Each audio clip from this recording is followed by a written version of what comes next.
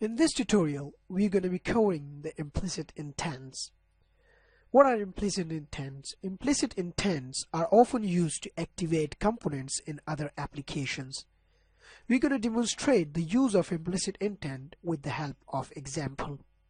We're going to be parsing the URI, and that parsing URI is what we call an implicit intent with the help of intents. So let's get started. First of all, what I'm going to have to do is to create the package. So Android new Android application project and give it a name of implicit intent com.bedar.implicit intent. Click on next, and then give it a name of implicit intent. I'm just going to click on finish button.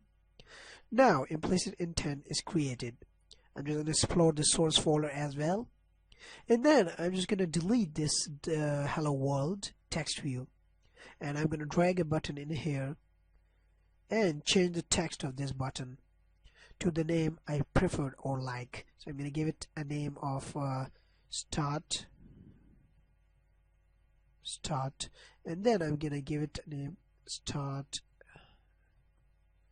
browser, and then I'm just going to click on OK button. Once again OK, and that's it. And then after, what I'm gonna have to do is I'm just gonna get back to implicit intent and declare that button in here.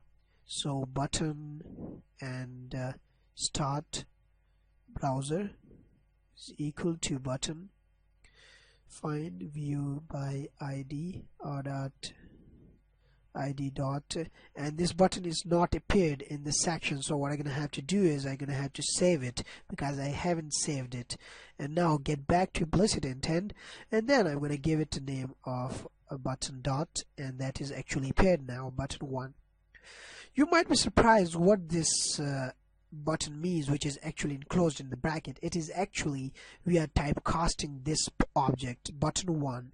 We are actually typecasting this object to make aware the Android virtual machine and compiler that it is actually a button object, not any other object, but actually only a button object. That is why we are typecasting it.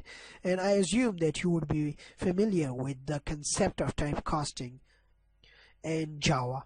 So I'm just going to import the button, and then I'm just going to provide an on-click listener for the button and registers listener. So to start browser dot set on click listener, new on click listener, and that is, I'm just gonna once again, and then I'm just gonna provide or import the statements of it.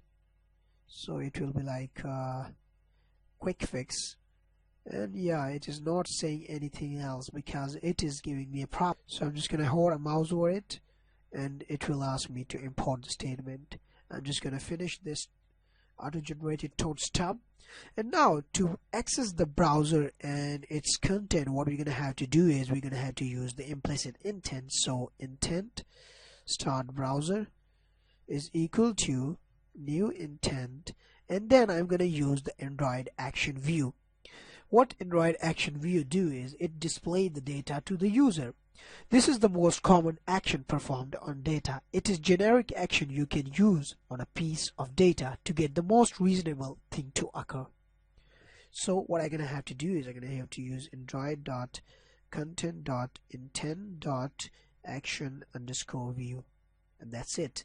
Now what we're going to have to do is to import the intent class, and then what I'm going to have to do is I'm going to have to parse the URI which we are actually accessing via Android browser.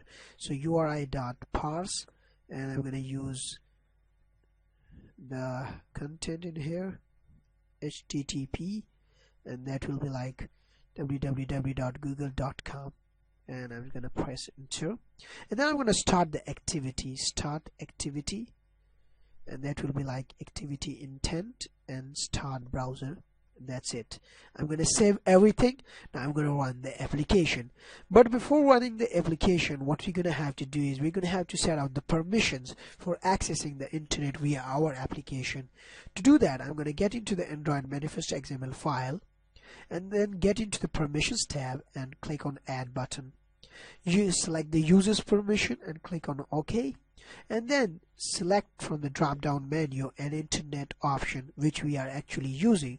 I'm just going to expand it, and here it is. It is actually an internet Android permission. I'm going to save it, and then it will be added to the left panel permissions tab. It allows us to access the internet via Android application. So I'm just going to get back to Implicit Intent and run my Android application. Now our application is completely loaded into the Android emulator.